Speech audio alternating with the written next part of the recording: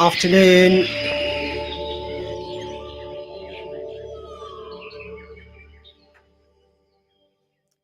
Assalamu alaikum warahmatullahi wabarakatuh. I missed my cue there. I came in early before the birds came in. So welcome to the Nature Show. I'm your host, Raheed Salam, with the wonderful Aaron Matthew. So this show is all about nature. It's all about nature and connecting with nature because, well, for a number of reasons. But first of all, I guess really because the earth has been given to us as a gift for us to settle in. We were looking at the word ecology earlier on today. And the root word of ecology is one of logos, to study, or the word, and eco being the house or our inhabitants. So when we think about ecology, when we think about nature, we are actually very much thinking about studying and preserving our world. And so I guess that's what we do here on the Nature Show. We connect faith, culture with the environment. Good afternoon, Mr. Matthew. How are you? I'm good, thank you, Roy. Thank you. I'm excited to be here and ready to get into things today. Amazing, amazing. And have you had a good week? I have indeed. Yeah, it's been fun. Brill. Excellent. Okay. So today's show is all about community and community engagement. And I guess there's a few things to say about community and community engagement is that if our faith identity tells us that we have a duty of stewardship, or if we as humans are the Khalifa of the earth, then it is not only our duty to protect and preserve what we have. Actually, what we're doing is we are creating a pathway and an intercession into the afterlife, Jannah afterlife.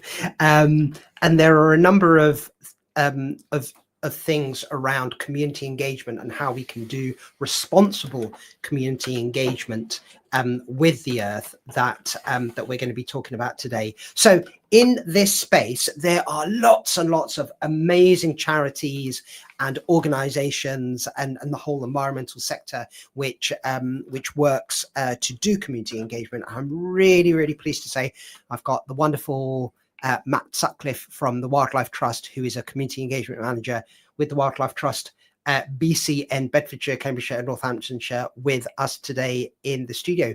Good afternoon, Matt. How you doing? Good afternoon. Good well? evening. Good evening. Well. Yeah, it's that funny time between evening and afternoon, but it's probably dark outside now. So. It is dark outside. Yeah. How do you cope with British winter time? Both of you, actually. I love it because when I came into the studio, I just said it's too mild. We've just been this lovely walk this afternoon. It's great that it's dry and mild, but I like it when it turns and it gets cold and crisp, and you have that change in seasons, and you look forward to getting home and getting cozy. And so I'm a fan of the change in seasons, but then I'm also a big fan when it gets warm and spring-like again. There you go. I think I'm in the same camp as you in that I look forward to being at home, but I think I don't get as excited as you do. I feel like you're not as old as me, that's fine. I feel like I hunker down. I'm like, it's time to hibernate. The outside is no longer appealing. Autumn and spring are my favorite times of year. I don't like it too hot, but there we go. So Matt, tell us a little bit about your role and what it is that you do within your role within community engagement. Okay, yeah. So community engagement manager for Bedfordshire, one of the three counties that this trust sits within, and the role came up specifically because of some funding we attracted to Luton and what was the Wilder Futures project, which is now the Wilder Luton project, and the trust decided that we needed a manager to not only lead that project, but then to sort of look after the small team that we've got that engages communities in Bedfordshire. So it's community and education basically. So it's a lot of going into schools, doing workshops. It's a lot of taking schools for site visits, and that's been something the trust has done for years. But in Luton, we've sort of reached out a lot more to the community as well, and try to interact with a lot more different groups outside of schools. And there's a lot we'll go into as the show goes on. But that's the sort of broad start to it, really. I've jumped the gun and gone straight in there because Aaron was going to ask an insightful question, so I'm just going to be quiet for a second. It's all good. I think it's a nice segue because it's quite an environmentally centric job. So I got to ask, what's your earliest memory of green space? Have you always been someone who's environmentally inclined? Yeah, I guess so. It came to me a bit later than some people that work within the trust or within this sector, shall we say, that are kind of seem to be born to be interested in animals and wildlife and never knew anything else. For me, it was a bit of a longer journey. But looking back to when I was younger, I did grow up in a village town of Stopfold, and there was a small stream behind the house and some arable fields, and we'd always run around in there and go to the park. I was listening to your show the other week. I'd always been in the park playing sport. So that kind of traditional start to life. And I was in the Scouts and the Cub movement. And then it just grew. Probably 18, 19, I travelled around the world. Wow. I took a gap year, and then I took 3 gap years in the end because I loved it so much. Wow. Gosh. And the benefits of heading home and having cheap rent. But yeah, and travelled. Well, I did work my way around the world and done lots of outdoor work, like orchards, farms, things like that, landscaping, and explored lots of beautiful places in other countries. Wow. And that was when it really hit home that I'm actually someone that just loves being outdoors, loves exploring new places. And then, yeah, in my 20s, I eventually settled into the sector, I guess. That's the short version of the story. That's amazing. That's amazing. If anybody wants to tell us why they fell in love with nature or what it is that you love about green spaces and the nature, you can call us on 01582 481 822 or drop me a text message on 07779 481 822. Just put nature show and then tell us about why you love nature or green spaces or your earliest memory. We'd love to read them out. Wanted to ask a couple of questions there because you used a couple of potentially technical terms. What's arable? Arable would be, I guess, the standard way we use our land in this country in terms of growing crops. You know, nowadays it would be mostly wheat or barley, oilseed rape, things like that. So it's the opposite from livestock, where you'd have animals in the field. So arable, you know, especially around this part of the world, it's mostly arable land. So arable is the way in which we have vegetation on our land, perhaps.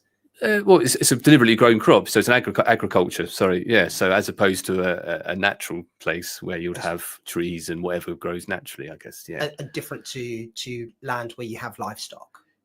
Yeah, and then interestingly, with what we do in nature reserves, like the two do interact, where we have livestock that come onto a nature reserve to help us manage the land. Whereas I don't think you'd often see crops being grown on a nature reserve. True. See, folks, not only do you get good banter, you get the science on the nature show. So, yeah, absolutely. You guys know one another. Tell us about you guys. I was going to say, we do, yeah. I mean, I've known Matt for about 2 years now, I'd say, roughly. About summer of 23, I want to say. I was just going to agree with August, you. Yep. Yeah. So Matt and I actually met in my placement year. I was midway through my degree, and I thought between now and the end of it, my graduation, I wanted to gain more experience and actually feel very practical and more like an outdoorsman. Because, you know, it's all well and good being able to regurgitate all this documentary information. However, when I'm outside, I'm kind of just both fascinated and lost at the same time. So then I was looking for a placement, and the Wildlife Trust popped up, and I thought, well, I've never heard of those guys, but they're in Luton and I don't drive. So let's see how this goes. And Matt was lucky enough to, lucky enough and kind enough to really just take me in and show me the ropes. Lucky enough to find you, is that what it was? I think so. I think it worked out quite well. Kind enough being the key word there.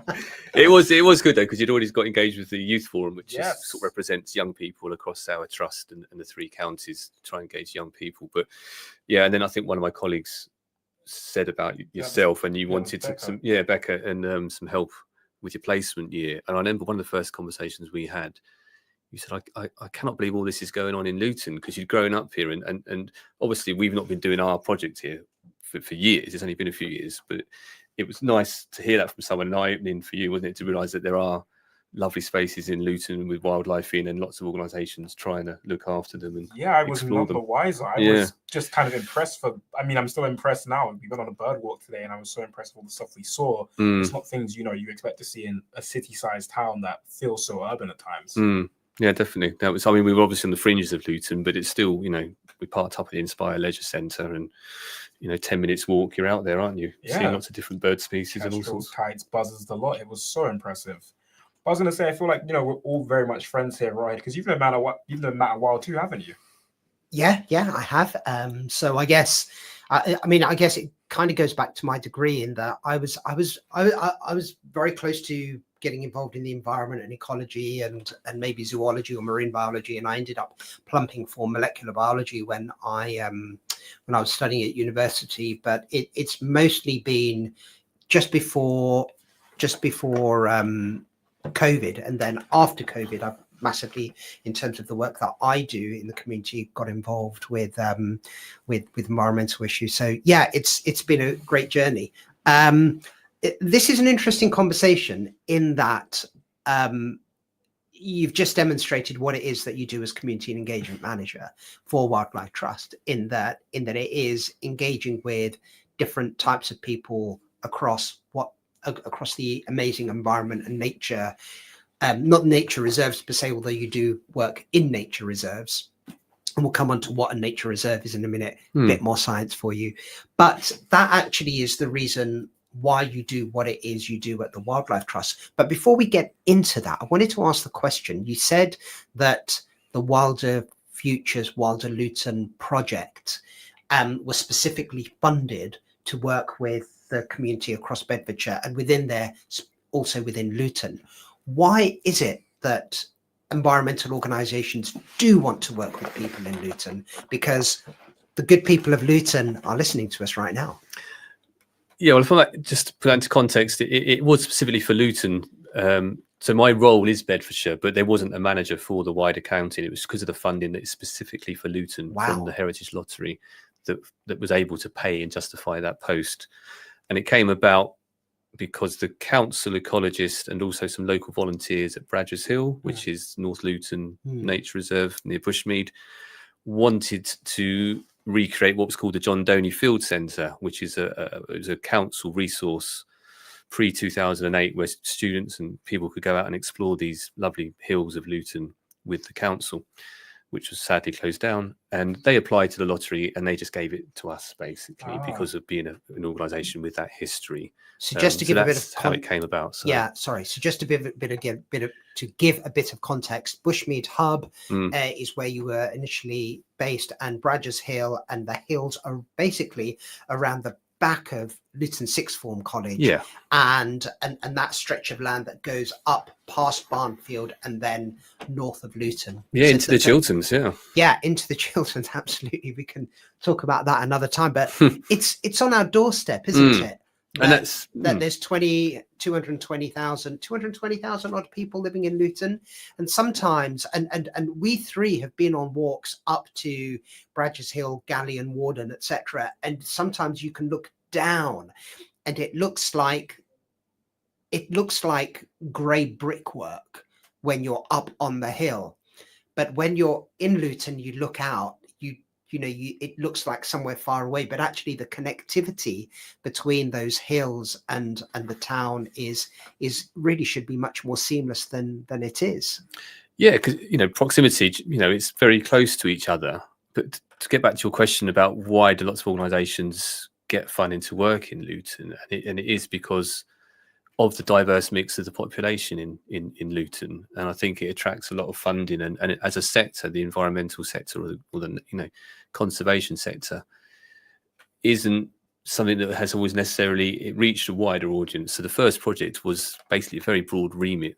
Lottery funding normally comes with all these aims and objectives. It was just to engage a wider audience, and by that, it was quite implicit that we'd be reaching different ethnicities and religions and backgrounds that you've got in the great town of Luton. So, and it was, like you say, these hills are so close, but it's a matter of helping people explore them, a bit of education, but also the opportunity to do it and feel safe doing it. Because I have been on walks with people and they've actually said, I didn't know I could come here.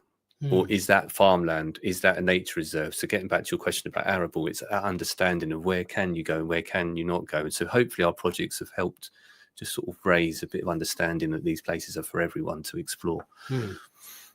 Yeah, and that's really interesting, because if we think about the South Asian community, if we think about the African community, the Jamaican community, or the community around the islands per se, they all be black and brown folk who live in lands where the vast majority of the land is land. It's green land.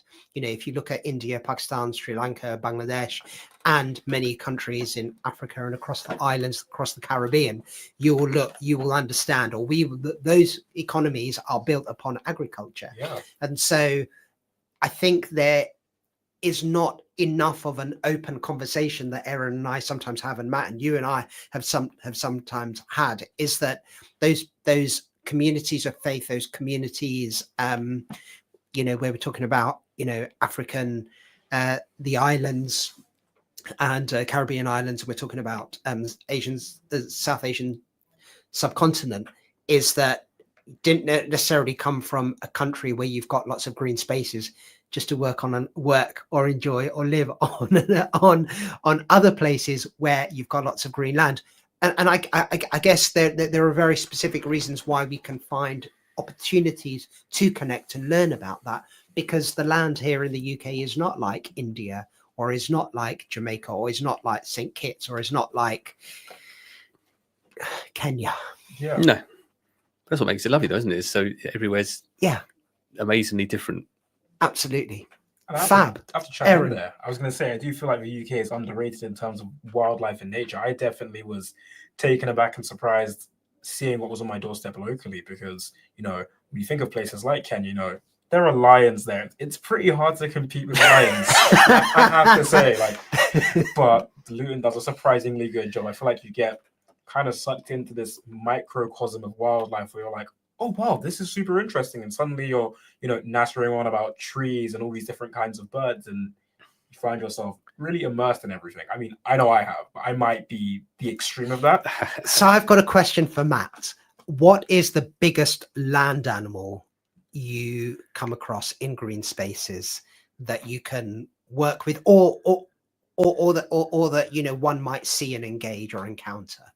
Around here? Yeah. Well, it would be a deer of some sorts, and we've got 5 species of deer in this country, he says confidently, possibly 6. Should we rattle through them, folks? It's competition time.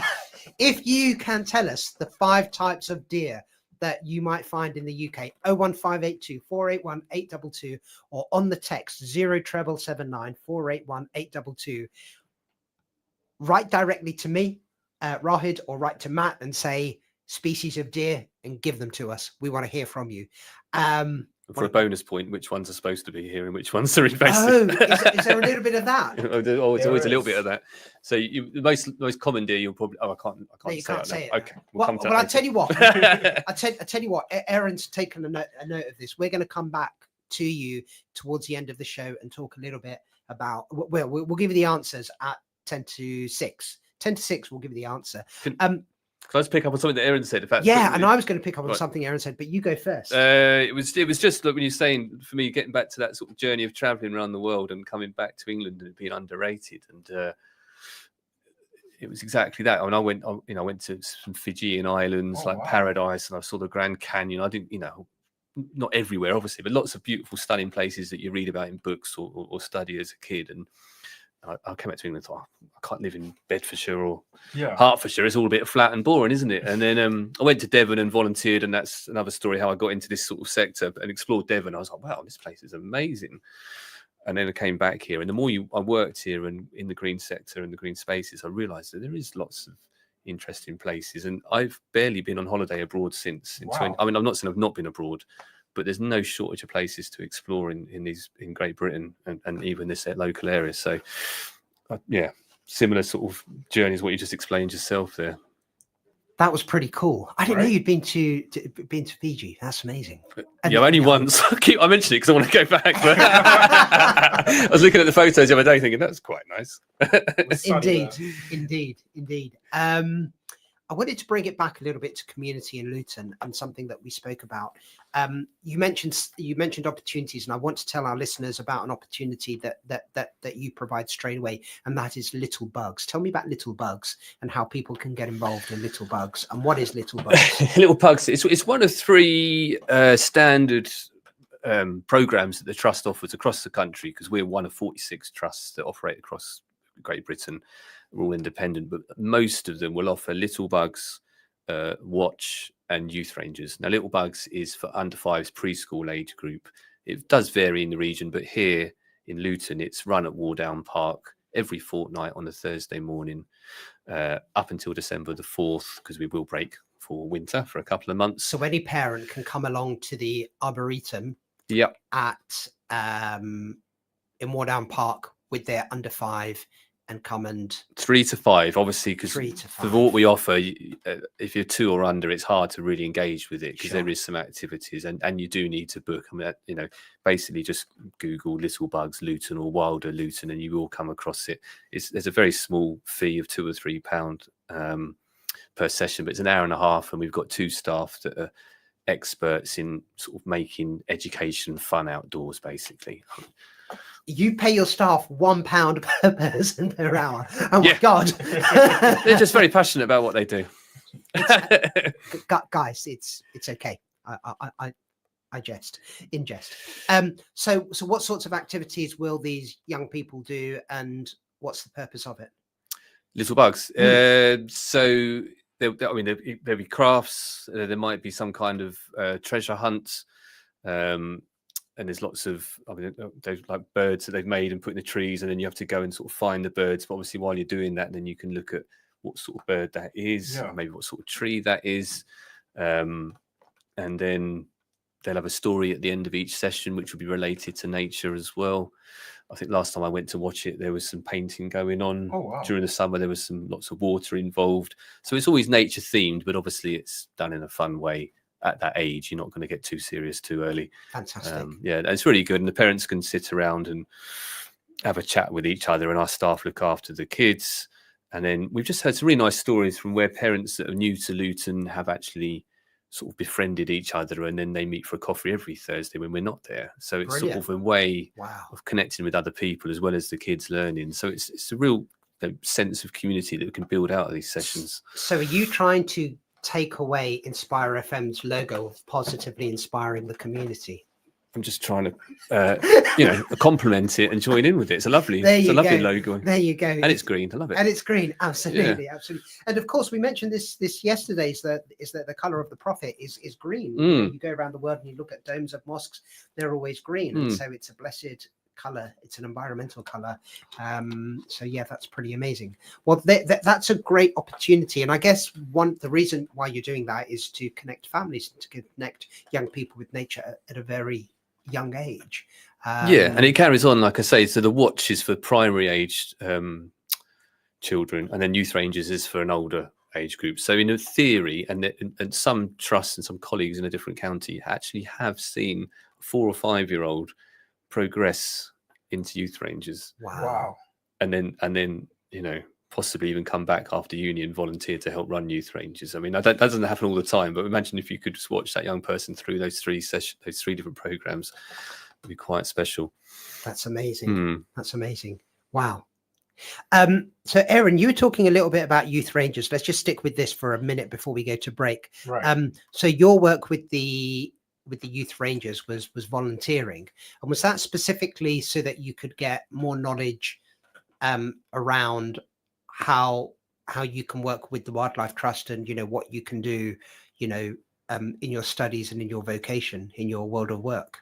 Pretty much so. I mean, I kind of got stuck in first through the Young People's Forum. Then upon meeting Matt, we then did a Youth Ranger session. So one bit was more looking at like the theory side of things and seeing, youth in nature and like these young experts, because I have to shout out the Young People's Forum.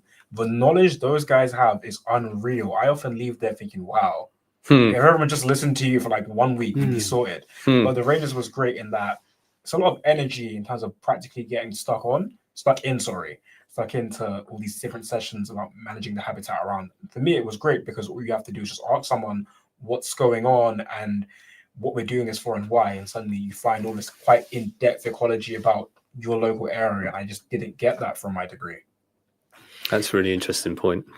Sorry, I've just butted in again. Yeah, no, this is fine. I think that's what we're all about, is actually applying that knowledge. And obviously knowledge is great, but we just need more people to go out and do the work and understand why they're doing it. And that's what we're missing, I think. So that's really interesting you raised that. We're going to explore that a little bit in the second part of the show. I'm just making a quick note myself.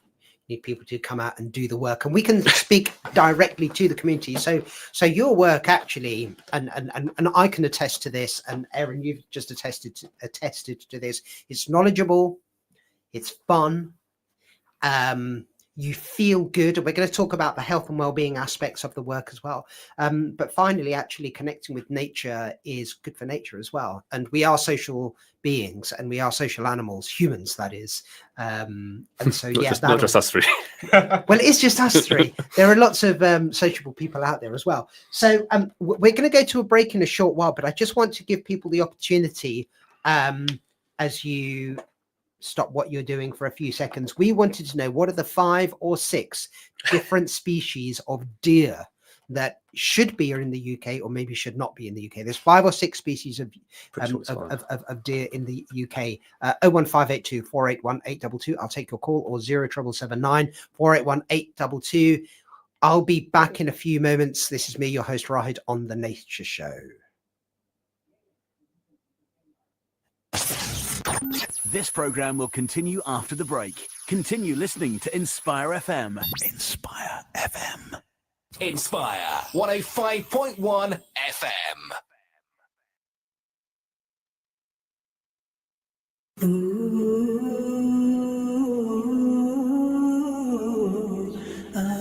Assalamu alaikum, I am Kamaluddin. You are listening to Inspire FM 105.1 FM.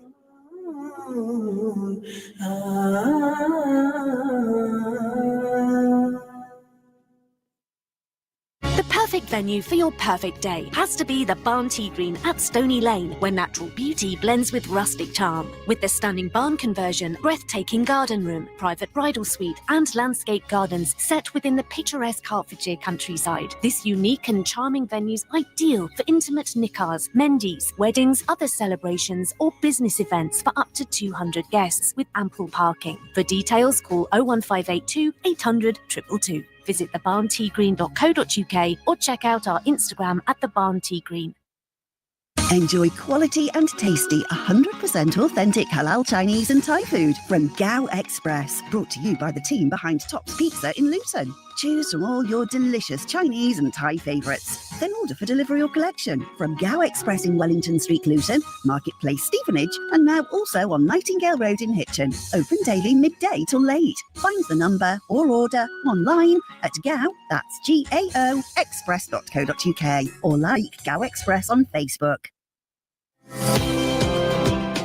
And when we ask Allah, Allah allows us indeed, and He requires from us that we do whatever He has placed within our capacity to do to achieve what we believe is beneficial.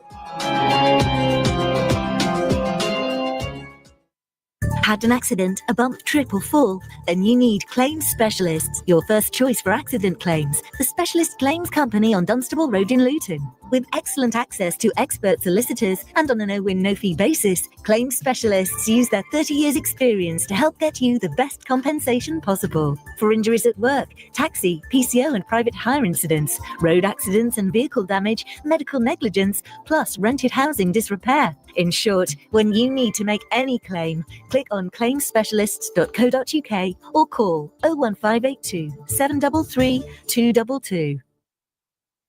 For specialist immigration services, the people to talk to settle a family member in the UK, M&K Solicitors. For all your legal solutions for family, personal injury, clinical negligence, civil and property law, M&K Solicitors. Internationally recognised, M&K Solicitors for local legal services you can rely on. Call 01582 732 503 or click on mnksolicitors.com. Your first consultation is free. The difference between a believer and one who does not believe is that the believer primarily turns to Allah. Before everything, we say Bismillah. अस्सलाम वालेकुम, मेरा नाम किरण है। कोट Kashmir orphan relief trust मेरा एक खूबसूरत घर है, जहां मेरे साथ सैकड़ों यतीम और बेसहारा बच्चों की तालीम व तरबियत और पुरसुकून माहौल में परवरिश हो रही है, और ये सब कुछ आपके तावन से मुमकिन है। अल्लाह से दुआ है कि अल्लाह करीम आपको सदा सलामत रखे, और उम्मीद है कि आप इसी तरह अपना प्यार, मोहब्बत और तावन जारी रखेंगे। कोट UK office 0300123774 code.org.uk. From the studios of Inspire FM, the time is now 5:30.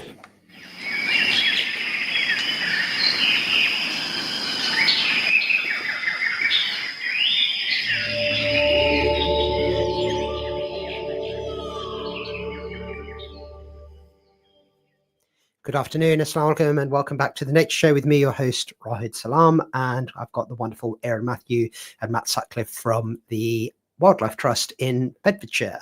So we're talking today about community engagement and how the wonderful people of Luton get involved in nature and green spaces. And it's really important for us to keep an eye on that, because we do know that the world, the earth, has been built as a dwelling place and as a sanctuary for us to live and enjoy. And if we use our personality and our attitude and behavior appropriately, we can use it as a place to intercede into heaven. And it's not something that at all should be taken lightly. So even though in the first half of the show we've been having an enjoyable and fun conversation about nature, there is actually a really important aspect of that. And I just want to touch upon a couple of things, if I may. So first of all, the Quran advises against spreading corruption, which includes harming the environment, so that we should live with our natural environment in a state of balance, because the ecosystem is very delicate. And I'm going to give an example of that, if I may, respectfully. Dear friends and brothers and sisters, don't litter. Be very careful of littering and taking care of your environment. The Quran goes on to say that green spaces are a blessing from God and provides humanity with this relationship that is not a one-way relationship. We take care of nature and nature takes care of us. And we see this in the way in which, unfortunately, human activities since the industrial age, and perhaps slightly just before the industrial age, but really it took off after the industrial age, in that we have led the world to be imbalanced. And so therefore that is not something that we should do. So given that we do have a responsibility, it's important that you give back to the environment, and where you can get involved in organizations, and we'll talk a little bit more about the work that the Wildlife Trust, Bedfordshire and Luton does soon. That's a way in which you can protect the environment. And the last thing, if I can, we need to value all of life, and that includes all forms of life. It includes the plants, the animals are considered inherently and essentially valuable as part of God's creation. And so therefore, if we are to extrapolate that line, in that we are known as the best of God's creation, but all of God's creation is and remains blessedly God's creation, it essentially means that we have a duty to protect biodiversity and habitats.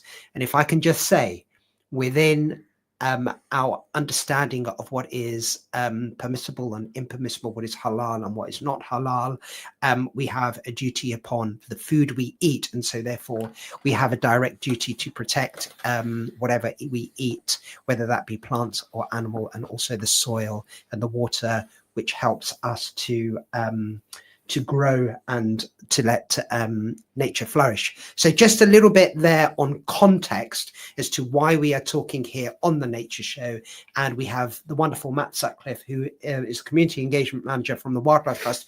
And their work is specifically to work with the community of Luton. And so we'll be giving you more opportunities as to how you can get involved in Luton. I'm going to pass over to my wonderful co-host, Aaron. Yeah, but I did have a question for you, actually. Mm. As Communities Engagement Manager, I was curious, how do you feel like nature and green spaces brings communities together? I think it's probably one of the few places nowadays where communities do come together. We've lost a lot of our communal buildings in terms of youth clubs, I guess. There's probably less people going to church than there used to be as well. Less community centres, or community centres that are always struggling financially.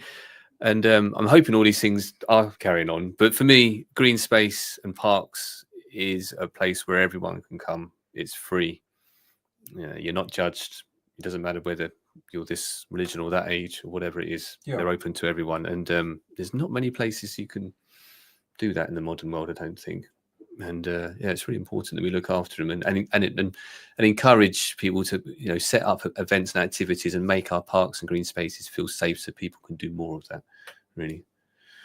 Would you say that's the primary impact you want for your work? That's a big question. Sorry. What, to bring communities together? Yes. I think in my role, yes. I mean, the Trust is quite a broad church in that sense that we have different people doing different things and join for different reasons. Obviously, primarily, that you would argue that the Trust is there to conserve nature and enhance spaces for wildlife. But in my role, and everyone else in the Trust would agree with this, people have got to be part of that. And I'm passionate that people should get outside and in these spaces. For me, it's been my own leveler. I mean, I think I didn't know it at the time, but I veered towards this career because it's helped keep me balanced and happy and stimulated and feel like I'm contributing. I think it was Tyler that said last week how there's always a bit of self-interest in this. Is that I go to bed and I sleep well at night because I feel like I've done my bit. So it's a little bit of your own ego and your own motivation in there as well, of course. As well as trying to help other people enjoy it as well. I think it's a good part to mention that there is that personal intrinsic value and you feel satisfied. Is that something you feel has motivated you to connect with green spaces throughout the years? Because you talked about your early 20s and being 18 and traveling the world. Did you then come back and think, right, England may not be India, but I personally still enjoy this? Is that something? Why are you trying to reverse colonialism for? We've got to big up the places that aren't here, but that's a different topic. I apologize, folks. We went from the nature show to the not nature show. Carry on. I did travel in India, and I must admit my degree was going to be in development studies. It was in development studies because I wanted to work for Oxfam or something like that. And like I say, it was a process where I realised that wasn't going to happen, and probably not the best thing for people anyway. And so it led to this over 20 years ago, and it's just something I've learned more about, and I've seen it's more important. I'm passionate. It's a huge part of my life. I'm not someone that can just go to work and do the run-of-the-mill job to pay the bills. I've got to enjoy it and I've got to believe in it. And thankfully, I found this role which enables me to do that. I'm glad to hear it. I can definitely see that someone who works with you, I can see the passion there and the actual want to be outside, irrespective of weather, which I have to give hats off to you, is quite impressive. Well, if you see me stuck inside the office or working at home for 2 days, you realise it's not healthy to be around me. I've got to get outside. Yeah. It's interesting you say that, actually, because Matt, you and I sometimes have conversations, and I was thinking, actually, we haven't been on a walk for a while. In fact, a lot of our meetings are sometimes by the phone or on Teams. We got to stop that. We're going to go for a walk quite soon. If anyone wants to know more about the work of the Wildlife Trust Bedfordshire, you can get in contact with us, or if you've got a question, or if you want to, in these last 10 minutes, tell us about the number of species of deer that there are in the UK, of which there are 6. We worked out there's 7. And folks, we're not going with Rudolph the Red-Nosed. We're not going with that. So yes, if you know any species, then please do. And if you want to get in contact with some of the work we're doing, 01582 481 822, or you can text me on 07779 481 822 on Inspire FM on the Nature Show. I wanted to touch a little bit on what you were just saying there in terms of people finding enjoyment and satisfaction in life, having enjoyment and satisfaction with the work that you do.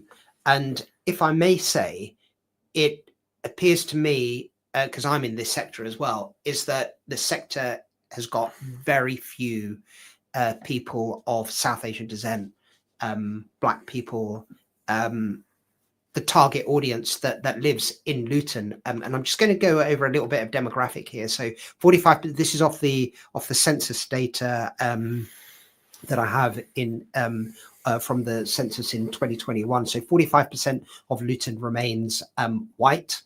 And so that is all the categories of British, Irish, etc., and Roma is white. Almost 47%, 37% is Asian or South Asian, and 1 in 10 people is Black or Black British. So you've got, and so within there, all ethnicities make up more than half of the population in Luton, but the sector itself is quite poor in terms of its faith or race or cultural diversity. This is $1 million question, but you can ask me why, eh? but what? But no, I'm not going to ask you to ask you that. That's not fair. But what is it that you and other sector colleagues are doing to encourage greater diversity, including in diverse spaces? I mean, have you cracked it yet? Yeah, of course. Yeah, it's only taken a couple of years.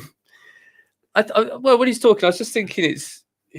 I struggle with this a bit when you go into school, and it's making what we do sound interesting and appealing. Now, the problem with that is what we do, you need to experience. It's hard to explain. So if I go into a school or a community group and say, is it lovely to go for a long walk and cut some trees down and burn them? Or, well, sorry, when I say cut trees down, there is a purpose to that, by the way. Not just, sounds a bit vandalistic. It is nature management. Yeah. Managing the hills. And I know how satisfying that can be and how much people enjoy that. But when you try and put that across in a presentation or a flyer, that's really tricky. So I think some of it is trying to explain the sector to different people, and that could apply to whatever nationality or race you might come from, and making it appealing and explaining the relevance.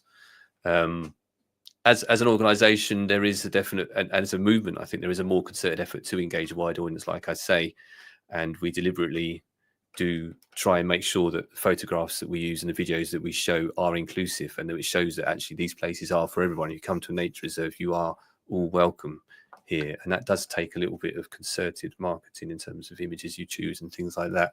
There's been a little bit of training, but I know when I set up an office for Groundwork, another environmental charity in Luton, in 2006, and being put on some training about engaging with diverse audience.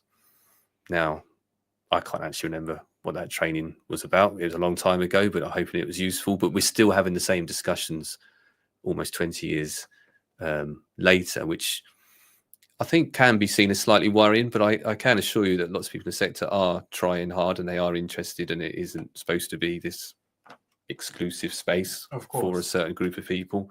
It's just there's lots of different reasons, and I don't think you're asking me to give you the answer. There are, you know yourself, there's so many different reasons involved. Yeah, you're right. There are lots of reasons, but thank you for giving us some flavour into that. And I guess the point of the question was that working with nature and working in the environment is an inclusive and open and welcoming space, and that's the really, really nice things. And in the coming weeks, we are going to be talking to more people from the community in terms of the work that they do, and that's going to be completely amazing. So if there is anybody out there that wants to tell us about the work they're doing or their engagement, then please do get in contact on 01582 481 822 or 0779 481 822. Aaron, I feel as if you were going to come in a little bit there. I was. You're right. Spidey senses are tingling. I'm thoroughly impressed. You read each other so well. My spidey sense is on. Yeah, so I was going to ask, actually, someone who's been working in Luton for the course of 2 projects over like 5 years now. Has it been 5 years roughly? 4 in right. January, yeah. Would you say you've seen an uptick in terms of your projects and your work actually reflecting the town? I mean, I've not known you for that long, but looking at Apple Day the other week compared to some of our other events, it actually did reflect Luton in terms of a demographic. I felt like everyone was there. Are you seeing more of that now? Do you feel like there's been a shift, or is it just about the event itself? I think I don't know if it's been a shift. Like I say, although I was saying that, sector, we've tried to make a concerted effort. For me, it's just about putting on a variety of activities. Right. Being open, being warm, welcoming in everyone, and then hopefully word gets round. So you're right, Apple Day 2 weeks ago, I had someone mention to me that's been living in Luton in this sector longer than I have, and he was saying, what a diverse group. And he was so happy to see lots of mixture of people coming along. And I was just like, well, that's just how a lot of events are nowadays. And the Little Bugs Club we mentioned is a really good mixture of South Asian community and Eastern European community as well as, English and British. And I think, your working place in Luton, like Luton, and if you put on the right events in the right places, that's going to happen. I will say that a lot of the time the family events attract a more diverse audience because Right. everybody wants to do something fun with their kids, right? And they want their kids to learn. Where there's still a bit of a gap is then where we do stuff which is a bit more practical and getting older people to come and actually help us look after the spaces and volunteering. Now, there's still a bit of a gap where that does tend to be retired, older, white British people, not exclusively. No, of course. So that's something that, we'd like to change over years, as we can. But there's definitely been a huge change, I think, in improvement, I should say, in that sense. And also, I should mention all the other organisations out there that are working in this sector, and we've got the health and I can't remember what it's called myself now. Luton Health and Nature Partnership. I've always forgot the word Luton. Give a shout out to the wonderful Connie Deppert, Yes. who also runs Edible Hightown, who's going to come in. Connie's so busy she can't come in until January, but that's okay. But that is the place to go yes, for everything absolutely. green and outdoors in Luton. If you want, Google that, and there's so much other stuff on there as well as us at the trust.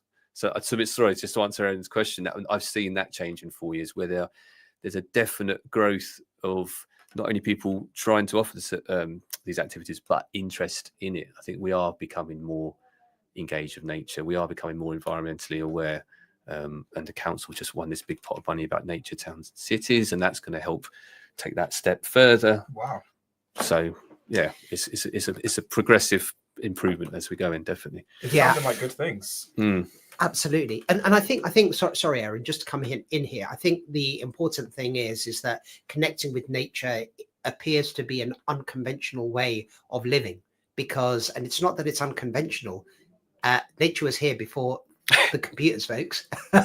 we chose to, as a global family, we have made the choice to live how we want to live. And I think post-COVID, and as more advancements in technology continue, we perhaps are becoming less, more subservient and less likely to connect with nature and green spaces. But the opportunities remain there. The benefits for the planet and for our local community, but also the benefits to ourselves, are even more acutely understood and impacted once you actually connect. And I just wanted to say that, Aaron, I interrupted you. Apologies. Spidey sense was momentarily switched off. No, I think I got too excited. You're all good. I think it was good to drop the insight there in that you did, because I feel like it contextualizes my next question. So, Matt, you've been running 2 projects across Luton, and this is the Wilder Luton project we're currently in, correct? Mm-hmm. Now, Yes, you talked sorry. about improvement in terms of family demographics, but this particular project focuses on young people myself. I mean, this project is actually how I got employed, so I couldn't be happier personally. But bring in the coin. Oh yeah, not £1 an hour. I'm just here to dispel rumors, folks. Yeah, I'm doing all right. I'm so sorry about Drag that. us through the employment tribunals. But yeah, so why that shift, I guess, and how has the project taken shape? Are you seeing a difference? Yeah, so it's again part of a wider movement across the Wildlife Trust movement in terms of reaching the youth audience, or emerging adults, as it's termed by some colleagues, which is approximately 16 to 30 years old. You'll still qualify, yeah. And I think that's really important. And it's not like we're going to stop working with families or stop work. It's just another string to the bow, and another audience has been identified. Actually, we do so much good stuff up until the age of 16. I mentioned Little Bugs, The Watch, and then the Youth Rangers, and then it's sort of like hit 16. Does that mean people are less interested in nature? Yeah. And when you go to secondary school, you've probably experienced this yourself. You don't get a chance to go outside and do the fun stuff like looking for bugs, because it all gets a bit serious.